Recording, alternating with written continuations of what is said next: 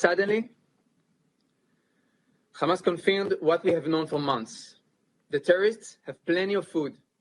The only ones starving in Hamas tunnels are the hostages, my brother, Guy, and the 48 others. They are choosing to starve them as part of a sick and twisted propaganda campaign. They use them and starve them as a weapon of war. Just this past weekend, we received a new video from hell. We were reminded just how much more cruel and inhumane Hamas and its sick partners are. My brother was a living skeleton. He had barely the strength to move or speak, his voice barely recognizable. In that video, my little brother was forced to speak to the world and then actively began to dig his own grave inside a filthy, dark tunnel in Gaza. My mother and I could not even bring ourselves to watch it. We knew that if we did, we would be unable to function. My father and sister, however, felt they had to see him, to hear his voice, to feel him somehow. Now those images haunt them. My father cannot sleep, and my mother has not stopped crying ever since. What would you do? I give the floor to Mr. Eli David. Mr. President, members of the Security Council, distinguished delegates, my name is Eli David, and I am speaking before you today not as a politician or a diplomat, but as a brother. My younger brother, Eviatar David, along with Guy Gilboa Dalal and 48 other hostages, are being held hostage by Hamas in Gaza. Eviatar is the kindest person I know. I learned from him how to be a better son. He is shy, but full of life. He has the soul of a musician. He has played the guitar since he was 10, and we play together every week. I miss his smile, and I miss his hug, and I just want to see him hug my parents. Eviatar was kidnapped from the Nova Music Festival. At the age of 22, he went there to celebrate life, to dance, to enjoy the music he loves. Music is a very big part of who he is. Since that day, my brother and the other hostages have endured an unimaginable nightmare. This is not just a figure of speech. Their lives are truly hanging by a thread. We now know from medical reports and other indications that Eviatar, Guy, and the others are the brink of death. They may only have days left to live. Days. That is how urgent that is. They have each lost nearly half of their body weight. My little brother now weighs only around 40 kilograms. That's just around 90 pounds. Please see this picture of me and my siblings. This is me right here. This is me. My younger sister. This is Eviatar. Look at his smile.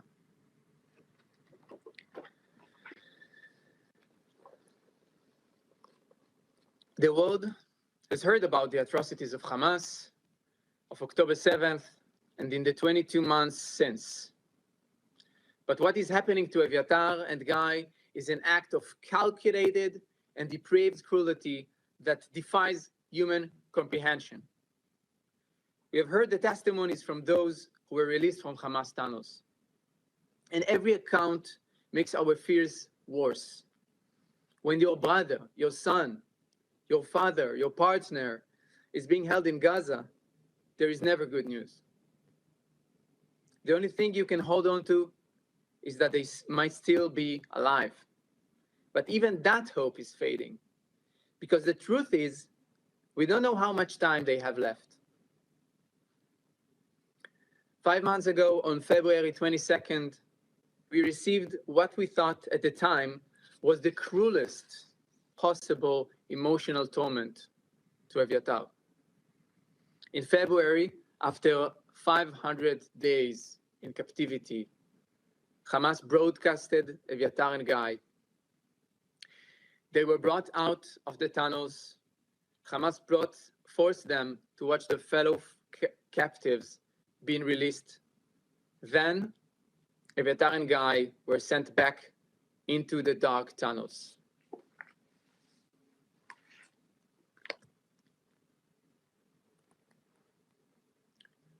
You could see clearly Guy here, right here, and this is Eviatar.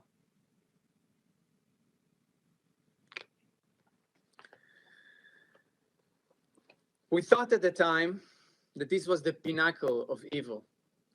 But then, just this past weekend, we received a new video from hell.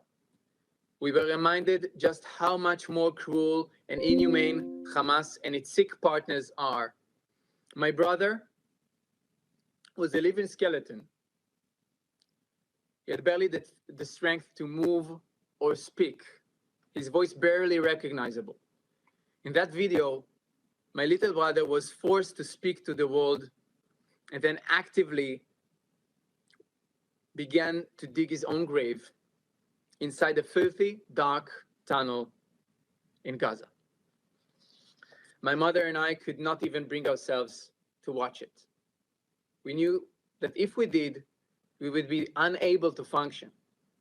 My father and sister, however, felt they had to see him, to hear his voice, to feel him somehow. Now those images haunt them. My father cannot sleep, and my mother has not stopped crying ever since. What would you do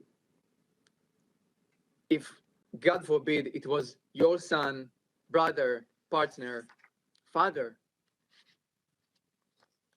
We are here because we and the other hostage families cannot wait any longer. We need to reunite with them, to hug them, and to feel them close. There are still fathers whose children are waiting for their return. We are all waiting for everyone's return. For us, the mission is very clear and urgent. We must save Eviatar's life and the life of his friend Guy. We must ensure that all hostages are being released immediately and unconditionally. We don't have more time. They don't have more time. And every minute counts. The last video also exposed another horrifying truth. As my younger brother, a living skeleton, was forced to speak and dig his future grave, you can see the chubby and well-fed hand of Hamas terrorists enter into the frame.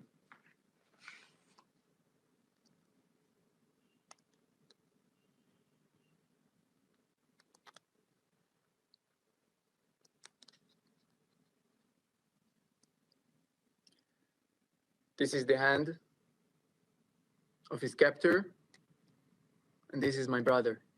You can see the hand is even thicker than his leg, than my brother's leg.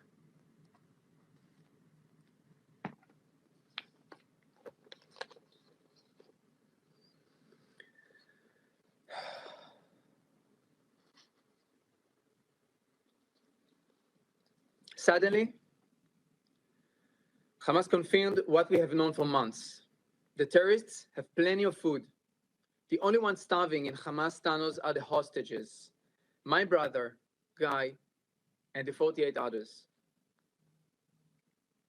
According to testimonies, we know that the terrorists are in a room nearby, not in the filthy dungeon where Eviatar and Guy are held. They are choosing to starve them as part of a sick and twisted propaganda campaign. They use them and starve them as a weapon of war. Survivors of captivity, including Tal Shoham and Omer Venkert, were held in the same space with my brother Eviatar and his friend Guy, testified to this. They told us that the terrorists always had plenty of food nearby and would even relish it loudly, while the hostages had none. It is all part of a calculated plan to torture the hostages, starve them, break their spirit, both psychologically and physically. This is a humanitarian crisis, the one of the hostages, that is being discussed here. Not here in the Security Council, and not in the other UN forums. The very soul of humanity is being scarred by Hamas's barbaric actions. We, the family of Eviatar, refuse to give up hope. We are weeping and suffering, but we are also fighting with every fiber of our being. We will not give up until we see him back home, until my mother and father can hug him again. I'm here to make a direct and urgent call to this esteemed body.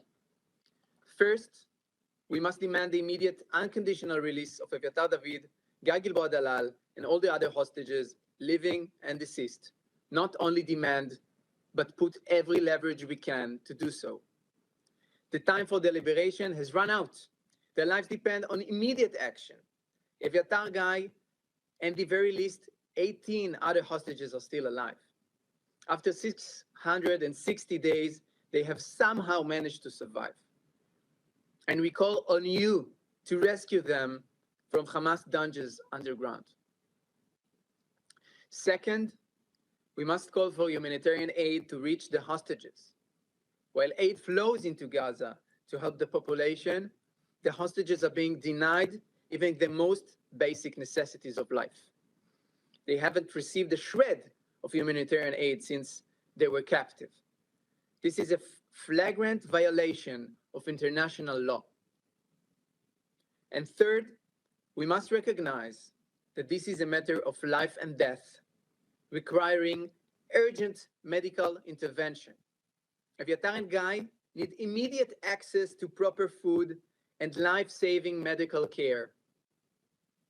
Every moment of delay is a step closer to a final tragic outcome. We all have responsibility. To the leaders of the world, to every member of this council, and to the global community, your silence is the face of this monstrous cruelty, is complicity. I urge you, do not let them die. We don't have time. Do not let them spend another minute in darkness, suffering beyond imagination. While we do our part, demanding from the Israeli government to do everything to save the hostages, all leaders should unite to pressure Hamas and its partners. Act now before it's too late. Save Eviatar David. Bring my little brother home. Thank you. Subscribe to One India and never miss an update. Download the One India app now.